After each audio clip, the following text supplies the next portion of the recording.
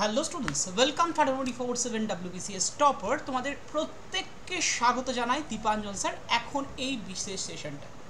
দেখো, আজকে আমরা যে বিষয় নিয়ে আলোচনায় আসছি সেটা হচ্ছে খুব গুরুত্বপূর্ণ একটা বিষয়, কারণ অলরেডি যেন WBCS এর 2023-এর যে মেন সেটা চলছে এবং তার পাশাপাশি 2024-এর এই প্রথম পিএসসি ডেট ডিক্লারেশন দিয়েছে, যে মানে ক্যালেন্ডার প্রকাশ করে অবশ্যই নোটিফিকেশন বেরোনোর আগেই যে ডেট ডিক্লেয়ার হয়ে গেছে 2024-এর WBCS হতে চলেছে আগামী 15ই ডিসেম্বর। যদিও কোটানকোট সেখানে একটা জিনিস বলা আছে, that is a tentative, that's mean মানে ওটা হওয়ার সম্ভাবনা সবচেয়ে বেশি, বাট একটু এদিক ওদিক হলেও হতে পারে, বাই যাবে, সেটা কোনো ব্যাপার করছে না। বাট মেন কথা হচ্ছে পিএসসির এটা একটা যুগান্তকারী মানে যেটা সেভাবে দেখাই যায়নি কোনো দিন পিএসসির ইতিহাসে, এই প্রথম বলতে গেলে পিএসসি ক্যালেন্ডার প্রকাশ করলো, যেটা অ্যাকচুয়ালি এসএসসি মানে স্টাফ সিলেকশন কমিশন করে থাকে সেরকমভাবেই ব্যাংকের ক্ষেত্র হয়ে থাকে। যাই হোক, তো তার পরিপ্রেক্ষিতে আমরা দেখতে পেলাম এবং জানতে পেলাম যে পিএসসির এবছরের এক্সাম কবে না, একদমভাবে 2024-এর 15ই ডিসেম্বর। ভালো কথা। তো এবার একটা 15ই ডিসেম্বর বা গত বছরও ডিসেম্বর মাসে হয়েছিল, তার আগে যদি আমি ঘটনাক্রমগুলো দেখি, 2014-র সময় 14-15 ওই সময়টা দিয়ে যদি তুমি দেখো, জেনারেলি দেখবে মে জুন মাস নাগাদ WBCS এক্সাম হতো। তারপরে আস্তে আস্তে 16-17 সাল থেকে গিয়ে WBCS এক্সামের যে পরম্পরা, মানে প্রিলিমিনারির কথা বলছি আমি, পরম্পরাটা চেঞ্জ হয়ে গেল জানুয়ারি মাস চলছিল। চলতে চলতে কোভিড আসলো 2020-তে। 2020-র পর থেকে যদি WBCS এর পরম্পরাকে লক্ষ্য করি, আস্তে আস্তে আগস্ট মাস, তারপরে একবার বোধহয় আগস্টের পরে তোমার ওই নভেম্বর ডিসেম্বর, এভাবে আস্তে আস্তে ডিসেম্বরে গত বছর অবধি হয়েছে, এবছর ডিসেম্বরে হচ্ছে। যাই হোক, তো সেখানে দাঁড়িয়ে এটা তো প্রিলিম গেল, প্রিলিমিনারির মানে WBCS নয়, প্রিলিমিনারির পরে থাকে মেন্স, যেটা আগে জেনারেলি 2016-17 সময়তে দেখা যেত মেন্স প্রিলিমিনারি এক্সামের মোটামুটি 3-4 মাসের মধ্যে নোটিফিকেশন, তোমার মেন্সের ডেট, মেন্সের রেজাল্টটা বেরিয়ে যেত প্রিলিমসের, এবং তারপরে দিয়ে মেন্সের ডেট দিয়ে দিত। মানে যদি জেনারেলি দেখা যায় যে জানুয়ারি মাসে এক্সাম ওই 16-17-18 ওই সময়তে হতো, জানুয়ারি মাসে এক্সাম হচ্ছে, মোটামুটি এপ্রিল মে মাস নাগাদ রেজাল্ট বেরোচ্ছে, এবং তারপর পরপর দেখা যাচ্ছে পুজোর আগে দিয়ে, মানে এই যে টাইম পিরিয়ডটায় তোমার সেই বছরের কিন্তু মেন্স হতো। মানে এবছর যেটা হচ্ছে 2023-এর মেন্স, অ্যাকচুয়ালি সেই টাইমে যদি আমি পরম্পরা দেখি, তাহলে সেই সময়তে হিসেবে দেখতে গেলে 2024-এর মেন্স কিন্তু এখনই হওয়ার কথা ছিল। যাই হোক, তারপরে আরও একটা বছর, তারপরে রেজাল্ট, তারপরে দাঁড়িয়ে ইন্টারভিউ, সব কিছু প্রসিডিওর হতে তখনই লাগতো নিয়ার অ্যাবাউট 2.5 বছর। এখন তাহলে বুঝতে পারছো প্রিলিমিনারি রেজাল্ট বেরোচ্ছে, মানে বিগত 2-3 বছর ধরে প্রিলিমিনারি রেজাল্ট বেরোচ্ছে 1 বছর পরে, মেন্স হচ্ছে তারপর আরও 2-3 মাস সময় নিচ্ছে, তারপরে বেরোচ্ছে মেন্সের রেজাল্ট আরও 1 বছর পরে। এইবার হলো ইন্টারভিউয়ের সময়, ইন্টারভিউতে প্রথমে গ্রুপ এ আর বি এর রেজাল্টের পরে ইন্টারভিউ, তারপরে দাঁড়িয়ে গ্রুপ সি আর ডি। তো সমস্ত কিছু হতে হতে আগে যেটা ছিল 2 বছরের গল্প, সেটা এখন 3 বছরে চলে গেছে। ইন ফিউচারে গেলে সেটা তো 4 বছরে যেতে পারে, তারপরে 5 বছর। তো যা হচ্ছে আর কি সেটাই বলছি তোমাদেরকে। তো এইভাবে কিন্তু দিনকে দিন WBCS এর পুরো প্রসিডিওরটা কমপ্লিট হতে সময় কিন্তু ইনক্রিজ করছে, কিন্তু এই সময়ের সাথে সাথে তোমার বয়স কি বেঁধে রয়েছে?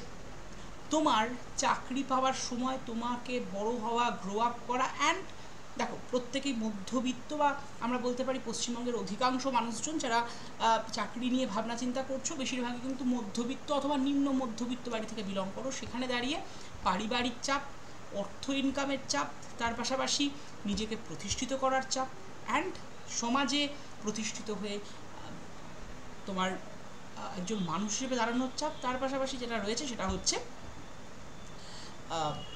আদার্স অনেক চাপ তো থাকেই।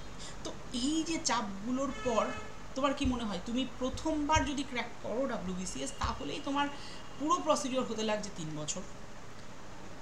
যদি প্রথমবারে ক্র্যাক করো প্রিলিমিনারি, যদি মেন্স প্রথমবারে ক্র্যাক হয়ে যায়, যদি ইন্টারভিউ প্রথমবারে ক্র্যাক হয়, তাতেই 3 বছর। মানে তুমি আজকে পড়াশোনা অবশ্যই গ্র্যাজুয়েশনের পরে দিতে চাইছো, তো গ্র্যাজুয়েশন তোমার আমি ধরে নিতে পারি 22 বছর বা 21 বছর তোমার গ্র্যাজুয়েশন কমপ্লিট হলে, 21 বছর আগে তো পরীক্ষা দেওয়া যায় না, তো 22 থেকে ধরলে 23, 24, 25 তোমার চাকরি পেতে কিন্তু মিনিমাম 25 বছর লাগছে। 25 বছর তোমার যখন বয়স হচ্ছে, জেনারেলি ফার্স্ট অ্যাটেম্পটে খুব কম জনাই পুরো প্রসেসটা কমপ্লিট করতে পারে, হয়তো প্রিলিম হয়, মেন্স হয় না, দীর্ঘদিন মেন্স দিচ্ছে, হচ্ছে না। তো সেখানে দাঁড়িয়ে কিন্তু বয়সটা থেমে থাকছে না, এবং এই যে বললাম এতগুলো চাপ চাপ চাপ সব কিছু আটকে ধরছে, এবং নিজেকে একটা সময় পরে ফ্রাস্ট্রেশন, ওভার থিঙ্কিং পুরো ঘিরে ধরছে। এটা একদম ফ্যাক্ট, তোমরা জানো সবাই। তো এই পরিপ্রেক্ষিতে দেখতে গেলে তুমি যদি ভালো করে দেখো, ভালো করে লক্ষ্য করো, এখন তাহলে কি করবে, হোয়াট টু ডু, কী করা যায় এই মোমেন্টে দাঁড়িয়ে। এই মোমেন্টে দাঁড়িয়ে যেটা করা যায় সেটা হচ্ছে, এই এক্সামটা তো ঠিক আছে, লক্ষ্য, প্যাশন, এভরিথিং সব ঠিক আছে, কিন্তু তার পাশে যেটা করতে পারো বা করবে সেটা হচ্ছে ব্যাক টু ব্যাক আদার এক্সামের প্রিপারেশনটা নেওয়া শুরু করো। That's the time. কারণ ওই যে বললাম, তুমি প্রথম অ্যাটেম্প্ট ক্র্যাক করলেও তোমার 25 থেকে 26, এবং যদি তার পর হয়ে যায় তাহলে আরও বেশি সময়। দেখা যাচ্ছে তোমার বয়সের শেষ এবং তারপরে তুমি পাচ্ছ, অনেকেই পাচ্ছে, আমি বলছি না এটা কোনো খারাপ জিনিস বা খারাপ বিষয়, কিন্তু এটা তো হচ্ছে। বা তারপরে দেখা গেলো যদি না হয়, কারণ একটা সময় পরে তো ওই যে বললাম, নিজেকে end of the day money matter, নিজেকে প্রতিষ্ঠিত করার চাপ, সামাজিক চাপ, পারিপার্শ্বিক চাপ, সব কিছু আসবে, আরও যত দিন যাবে তত বাড়বে। তো সেখানে দাঁড়িয়ে একটা সহজ যদি একটা এরকম কিছু হতো যে অবশ্যই এক্সামটা তোমার লক্ষ্য, কিন্তু তার পাশাপাশি অন্য এক্সামকেও তুমি লক্ষ্য রাখছো, পিএসসির আন্ডারে হওয়া যা এক্সাম, বা পিএসসি ছাড়াও আর কোন এক্সামে তুমি ফোকাস করতে পারো এই মোমেন্টে, সেটাই কিন্তু তোমাদেরকে জানিয়ে দেবো। দেখো, WBCS এর সাথে যে এক্সামসগুলো নেওয়া যায়, অনেকেই বলে WBCS এর প্রিপারেশন আর কিছু প্রিপারেশন লাগে না। বলবো কথাটা সব ক্ষেত্রে ঠিক নয়। WBCS এর প্রিপারেশনের সাথে তুমি যদি প্র্যাকটিক্যালি দেখো, CHSL বা CGL, এই যে কেন্দ্র সরকারের এক্সাম, পার্থক্য আছে, ছিল এবং থাকবে, যদি না সিলেবাসের কোনো পরিবর্তন সেরকম হয়ে থাকে। যদি দেখো ব্যাংকের এক্সাম, চিরকালীন পার্থক্য এবং অনেক পার্থক্য। কিসের আমি একটু ছোট্ট করে বলি।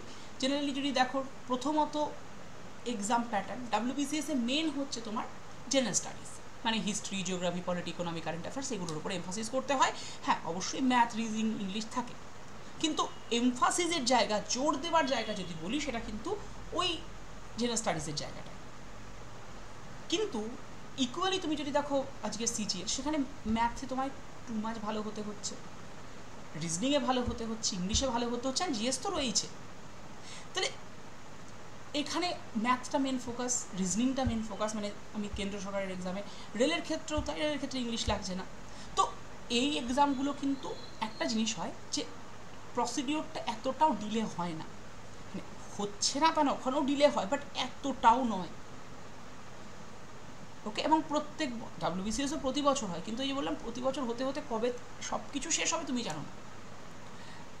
আর একটা সুবিধা আছে, মানে আর একটা এক্সামগুলো হয়, সেটা হচ্ছে ব্যাঙ্কিংয়ের এক্সামে তোমার যে সুবিধাটা, সেটা হচ্ছে ওটা তুমি একদম মানে এক্সামের খুব কিছুদিনের মধ্যে রেজাল্ট আউট, এবং তারপরে রিক্রুটমেন্ট। এবং যদি বলি করাপশান, এটা একটা বড় সড়ো প্রশ্ন। ওয়েস্ট বেঙ্গল গভর্নমেন্টের আন্ডারে যে কটা এক্সাম, লেটেস্ট আমরা এক্সাম দেখেছি ফুড SI, দেখেছো কী লেভেলের করাপশান হয়েছে, মানে একদম করাপশান ওপেন হচ্ছে। এছাড়া শুধু ওয়েস্ট বেঙ্গল গভর্নমেন্টের আন্ডারে হওয়া নয়, মানে আমি যদি দেখি বিগত 15 বছরে প্রায় 41টার, বিগত 15 বছর, বিগত 4-5-6 বছরের মধ্যে 15টা স্টেটে 41টার ওপরে এক্সাম কিন্তু এরকমভাবে করাপ্টেড হয়েছে। এবং রিসেন্টলি নিট মানে ডাক্তারির যে এন্ট্রান্সটা হয়ে থাকে, সেটাতেও করাপশান হয়েছে। তো এই কম্পিটিটিভ এক্সামগুলো মানে করাপশান থাকছে, তোমাকে ধরে রাখতে হবে, তার মধ্যেও তোমাকে তোমার জায়গাটা কিন্তু করে নিতে হবে, বা হচ্ছে বা হওয়াতে হচ্ছে। তো এখানে দাঁড়িয়ে তোমার যেটা সবচেয়ে ভালো হয়, WBCS তো অবশ্যই ফোকাস রাখো, WBCSকেই ফোকাস করে চলো। নেমেছো যখন রাস্তায়, ফিরে আসার জায়গাটা নেই, পথে যখন নেমেছো তোমাকে জয় পেতেই হবে। কিন্তু ওই যে বললাম, বেশিরভাগ জনই যারা রয়েছো, মধ্যবিত্ত, নিম্ন মধ্যবিত্ত বাড়ি থেকে বিলং করছো, এবং সেখানে গিয়ে মানি ম্যাটার ভাই, এটা তো মানতে হবে। তোমাকে অর্থ উপার্জন করতে হবে সৎ পথে। তুমি নিশ্চয়ই খুন, জখম, রাহাজানি, চুরি ডাকাতি করে অর্থ উপার্জন করতে পারবে না। তাই তার জন্য জব সিকিউরিটি এবং জব, এই দুটো দরকার। তার জন্য সরকারি চাকরি। তো আমি বলবো, এখন যে এক্সামগুলো যদি আমি PSCর পরম্পরায় দেখি, ক্লার্কশিপ বলো, মিসলেনিয়াস বলো, এই এক্সামগুলো প্রত্যেক 5 বছরের এক্সাম, মানে ওই লোকসভা ভোট আসে তার আগে যে এক্সামগুলো হয়ে থাকে। 2019-এ হয়েছে, আবার 2024-এ হচ্ছে, সামনে কিন্তু back to back exam.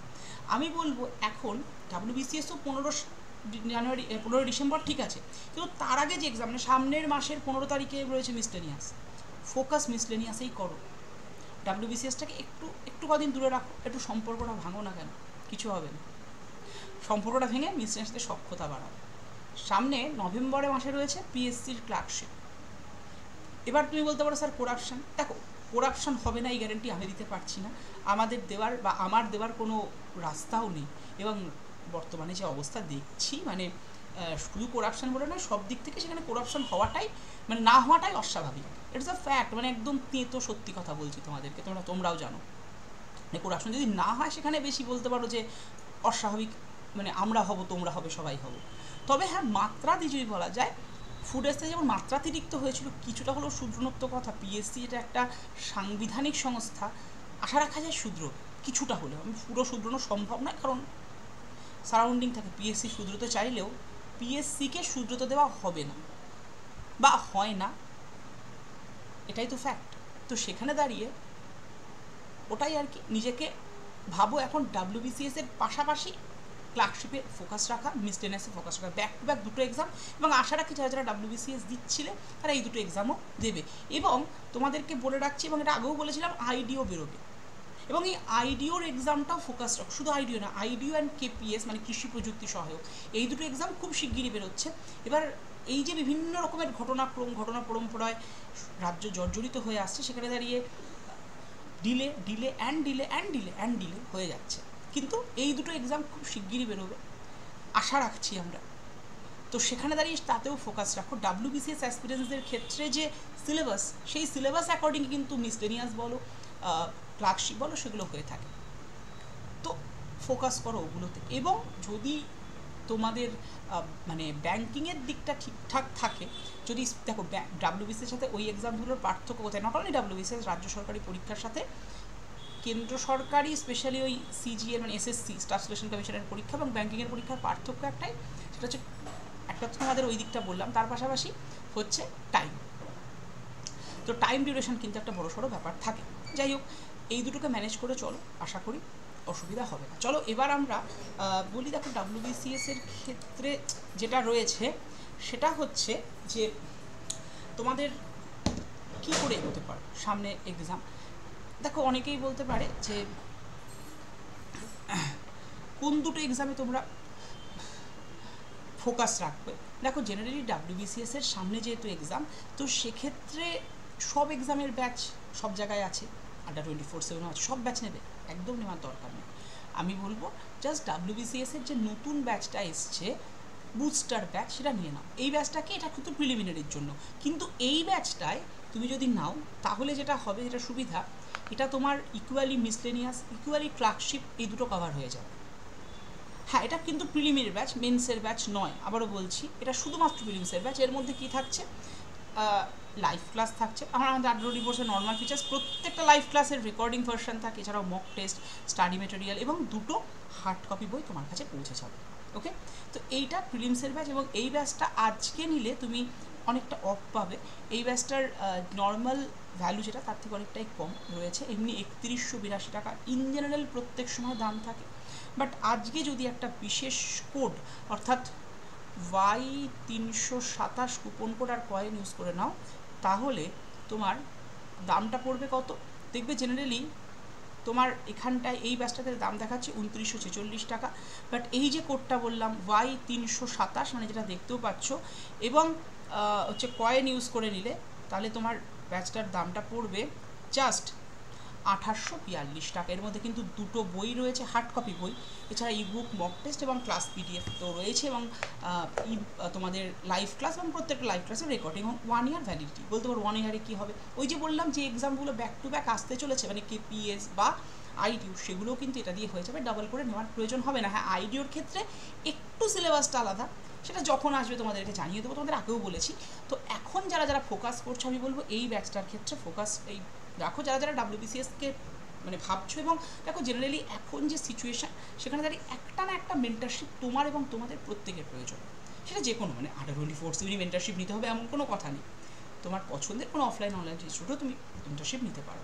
So যদি কোনো অসুবিধা থাকে, যদি কোনো প্রশ্ন থাকে, প্রসঙ্গ থাকে, তাহলে একটা নাম্বার বলে দিচ্ছি, নাম্বারটায় তোমরা হোয়াটসঅ্যাপ করে প্রশ্ন লিখতে পারো অথবা ফোন কলও করতে পারো। নাম্বারটা হচ্ছে, লিখে নাও, 7908913089। আবারও বলেছি, 7908913089। এই নাম্বারে জাস্ট একটা হোয়াটসঅ্যাপ করে হাই লিখে পাঠিয়ে দাও, অটোমেটেড তোমার কাছে গ্রুপ জয়েনের লিঙ্ক পৌঁছাবে, গ্রুপে জয়েন হয়ে যাও। ভালো থেকো, সুস্থ থেকো, দেখা হচ্ছে এরকমই ইনফরমেটিভ সেশন নিয়ে আগামী কোনো দিন। Thank you to all of you.